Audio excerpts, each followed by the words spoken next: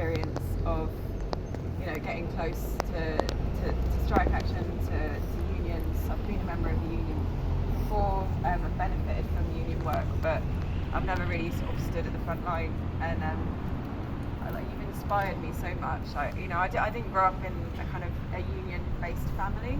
It wasn't something I understood growing up, but it makes me sound like I'm young. I'm 40 now, so it's taken me far too long to learn. But you've taught me the power of the union. You've taught me the power of unity. You've taught me the power of community in Hackney.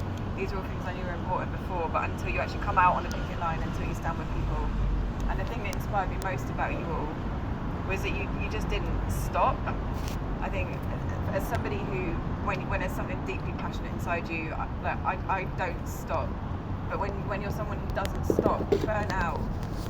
But what you've got, and the reason I think that you've held it together, is you've got each other, the community that you've built within the school, the inspiration you've given to the children, the inspiration you've given to people like me, to other political representatives from Hackney, to parents, to the children that have come along.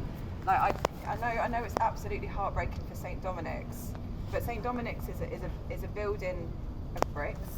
It's books, right? In theory, that's what stopped. What hasn't stopped, what will live on, is the fact that St Dominic's has had children come through its gates for generations, right? And the children, the last ones to leave the gates next month, right? You have taught them something that you cannot teach in books, that you cannot teach in a classroom, right? You're putting the learning into practice. You're teaching them how to stand up for their rights, how to fight, and particularly the girls. Right, I see all these women on the picket line. We have some incredible men coming as well, but the girls that you've taught to get out and shout, to not take any nonsense from the people of your whole power. You can't teach that, and you don't know what ripple you started here. Right, we talk about the inspiration that you've given for other union members in other schools around the country, right? But you're inspiring people across Hackney. You've given the teaching staff and their colleagues at B6. You've shown them how you do it in Hackney, right? And who knows what's going to blow up from that? That could be the spark that sets off a revolution in Hackney, and that's what I'm hoping for. Not just to save B6, right? But that Hackney can be the starting point of us saving London, us saving our country, because we need it.